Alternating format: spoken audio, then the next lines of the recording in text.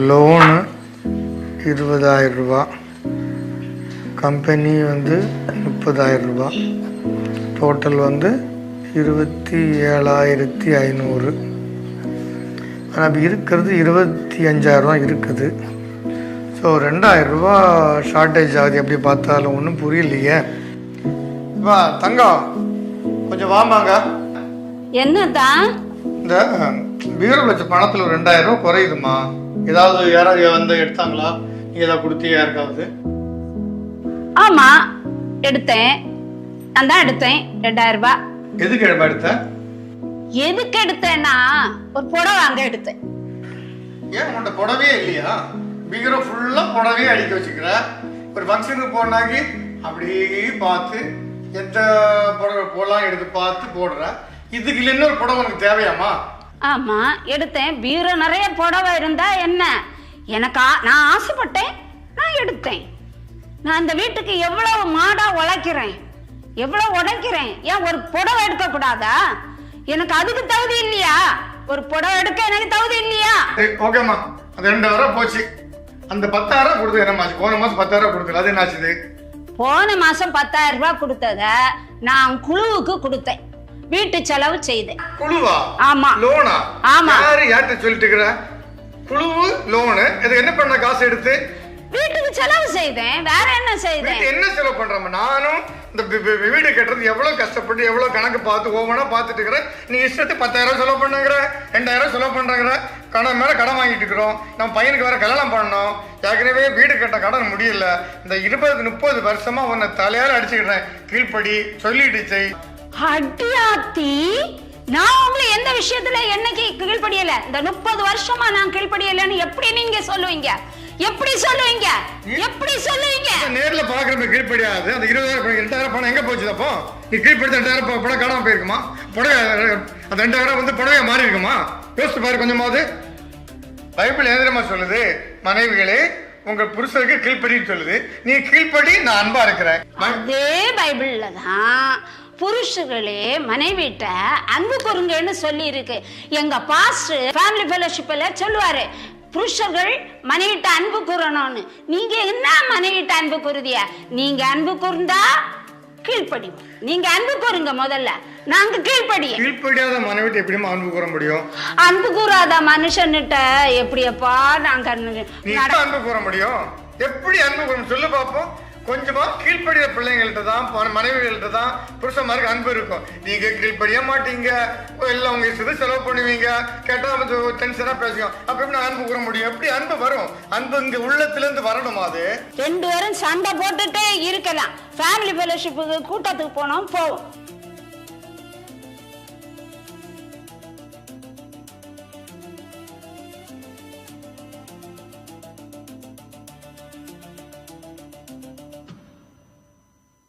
Cottage meeting வேறு இருக்குது. இவர் வேறு இந்த நேரத்தில் பாலை கேட்டு டீயை போடுங்கிறாரு. பாப்பாவுக்கு வேறு பாலாற்றணும்.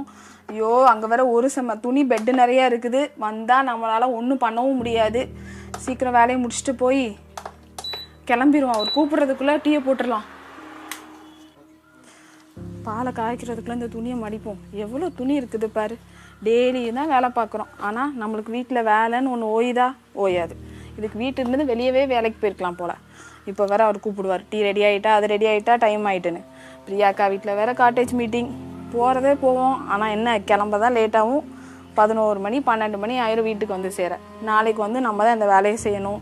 காலையில் ஸ்கூலுக்கு அனுப்பணும், வேலைக்கு அனுப்பணும் அவரை. சரி போ, மடித்தது வரைக்கும் போவோம், வச்சுட்டு கிளம்புவோம். என்ன ரோனிப்பா அணு கூப்பிட்டுட்டே இருக்கிறீங்க? டீ கேட்டீங்கல்ல, போட்டுட்டு தானே இருக்கிறேன். சும்மா கூப்பிட்டுட்டே இருக்கிறீங்க. மணி என்ன ஆகுது? மணி 5 மணி ஆகுது. 6 மணிக்கு நம்ம காட்டேஜ் மீட்டிங். 5:30க்கு நம்ம வெளியே போனாதான் கரெக்ட் டைமுக்கு காட்டேஜ் மீட்டிங் போக முடியும். சும்மாவே நம்ம டீம்ல நம்மளை லேட்டுன்னு பேர் வாங்கி வச்சிருக்கோம். இந்த வருஷத்துல இருந்தாவது கரெக்ட் டைமுக்கு போகணும். வருஷம் ஸ்டார்டிங்கே நம்ம லேட்டா போனா இந்த வருஷம் ஃபுல்லா லேட்டா தான் போவோம். உனக்கு 1/2 மணி நேரம் டைம்.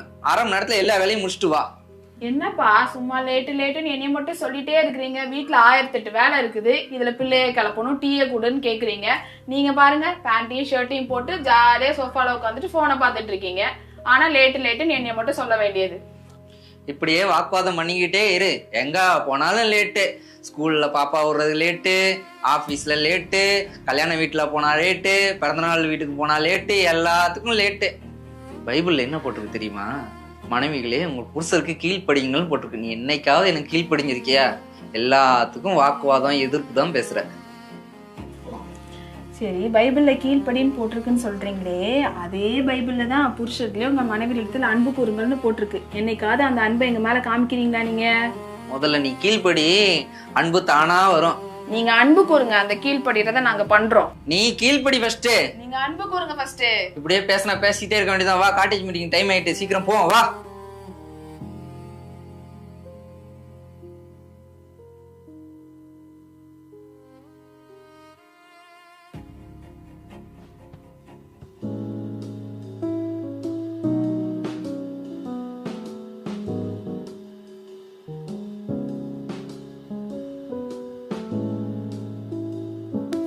இது என்ன வீடு இப்படி பண்ணி வச்சிருக்க? எதுக்குதான் இப்படி பண்ற? எல்லாத்தையும் கழிச்சு வச்சிருக்க. நீ சார்ஜர் போடு. நீ அவ்வளவு சரி சரி சரி சரி. பார்த்தாலும் குழந்தைய போட்டு அடிச்சுட்டே இருக்கிற, ஒரு அன்பா சொல்ல தெரியாதா? குழந்தை தானே அது, அதுக்கு என்ன தெரியும்? நான் சொல்லிட்டு போனேன். இப்ப பிரயர் தானே போக போறோம். இப்ப வீடு இப்படி கிளீனா இருக்கு, எப்படி இருக்கு பாருங்க. எல்லாத்தையும் எடுத்து போட்டு கழிச்சு வச்சிருக்கா. இப்பதானே எல்லாத்தையும் யார கட்டிட்டு போனேன். வித்யா, நான் உன்னை இந்த விஷயத்துல பார்த்து கேட்கல. உனக்கு அதிகமா கோவம் வருது இப்பெல்லாம். அன்னைக்கு அப்படிதான் ஷாப்பிங் போறோம், அந்த இடத்துல கோவப்படுறேன். எங்க அம்மா கிட்ட ஒரு சின்ன விஷயம் தான் நடந்தது, அதை உன்னால ஏத்துக்க முடியல. நீ உன் சாட்சியை நீ ஏன் கெடுத்துக்கிற? இந்த மாதிரி உங்களுக்கு எல்லாம் கோவமே வராதா? நீங்க மட்டும் என்ன பண்றீங்க? ஆபீஸ்ல இருக்கிற எல்லா டென்ஷனும் எடுத்து வந்து என் மேல போடுறீங்க. எங்கன்னா ஒரு நாள் அன்பா பேசுறீங்களா? நீ முதல்ல கீழ்படுறியா? கூட பேசிட்டு இருக்கேன். இந்த கூட பேசுறத முன்னால நிறுத்த முடியுதா? நீங்க அன்பா நடந்துக்குங்க. நான் ஆல்ரெடி கீழ்படி. நீ ஃபர்ஸ்ட் கீழ்படி, அப்புறம் நான் அன்பா நடந்துக்கிறேன். நான் ஏன் வேலையை போய் பண்ண போறேன்? நீ கீழ்படிஞ்சா சரி. வா, பேசிட்டே இருந்தா பேசிட்டே தான் இருக்கணும். நீயும் எனக்கு கீழ்படி போறது இல்ல. நீ ஏதாவது ஒரு காரணத்தை சொல்லினே தான் இருப்ப. நம்ம காலேஜ் மீட்டிங் போலாம், கிளம்பலாம். வா. நீங்க அன்பா இருந்தா நான் கீழ்படிவேன். வாமா ஃபர்ஸ்ட் கிளம்பலாம்.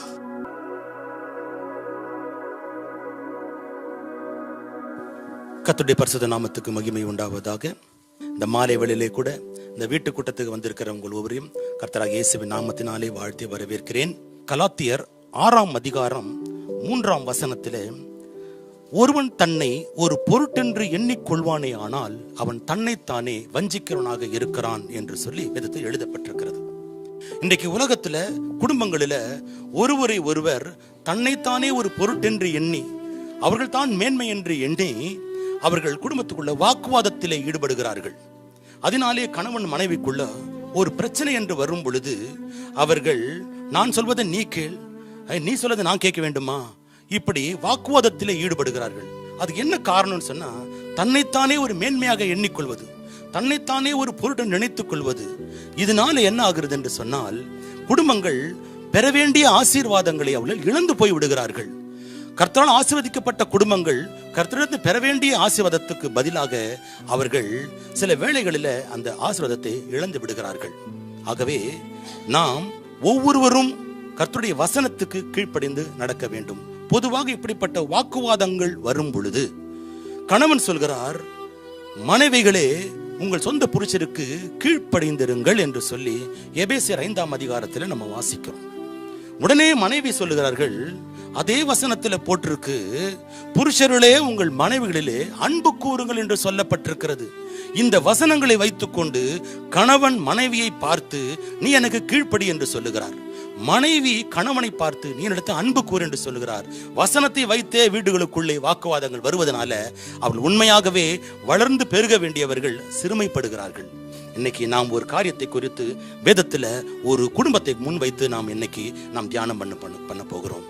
உதாரணமாக ஈசாக்கு ரெபேக்காள் இவர்களுடைய வாழ்க்கையை நாம் தியானம் பண்ணும் பொழுது, ஈசாக்குக்கு பெண் பார்க்கும்படியாக ஆபிரகாம் எலியேசரை அனுப்பி வைக்கிறார். எலியேசர் சென்று ரெபேக்காளை கண்டுபிடித்து ரெபேக்காளை தன்னோடு கூட அழைத்து கொண்டு வரும் பொழுது, தூரத்திலே ரெபேக்காள் அங்கு இருக்கிற ஒரு மனுஷனை பார்த்து எலியாசர் இடத்துல கேட்கிறார், அவர் யார் என்று சொல்லி. உடனே எலியாசர் சொல்கிறார், அவர்தான் உனக்கு எஜமான் என்று சொன்ன உடனே அவள் தன்னுடைய ஒட்டகத்தை விட்டு கீழே இறங்கி முக்காடிட்டு கொண்டு அவருக்கு கீழ்ப்படிய அவர் கொடுக்க வேண்டிய கனத்தை அவள் கொடுத்து விடுகிறார். அதன் பின்பு இருவரும் ஈசாக்கிடத்தில் வருகிறார்கள். ஈசாக்கிடத்தில் எலியேசர் ரெபேக்காளை அறிமுகப்படுத்தி இவள் தான் உனக்கு மனைவியாக வரப்போகிறாள் என்று சொன்ன உடனே அவள் உடனடியாக ரெபேக்காளை நேசித்து அன்பு கூர்ந்து தன் தாயின் கூடாரத்துக்குள்ளே அழைத்து சென்று அவளை நேசிக்க ஆரம்பிக்கிறான். பாருங்க, குடும்பம் இன்னும் ஆரம்பிக்கவில்லை. ஒருவருக்கொருவர் இப்பொழுதுதான் முதல் முறையாக பார்க்கிறார்கள். ஆனால் அதிகமான வாழ்க்கை அவர்கள் வாழவில்லை. அவர்கள் ஆரம்பத்திலேயே தங்களை முன்னிறுத்திக் கொள்ளாமல், தங்களை ஒரு மேன்மை நினைத்துக் கொள்ளாமல், மனைவியானவள் புருஷனுக்கு கீழ்ப்படிய வேண்டிய அல்லது கனம் பண்ண வேண்டியதிலே முந்திக் கொண்டாள். மனைவியானவள் எப்படி முந்திக் கொண்டாலோ அதே போல கணவனும் அவரிடத்தில் அன்பு கூறுவதில் முந்திக் கொண்டார்கள். இருவரும் ஒருவரை ஒருவர் கனம் பண்ணுவதில் அதுதான் வசனம். இன்று வீடுகளிலே கணவன் மனைவிக்குள்ளாக அடிக்கடி வாக்குவாதங்கள் ஈடுபடுகிறது.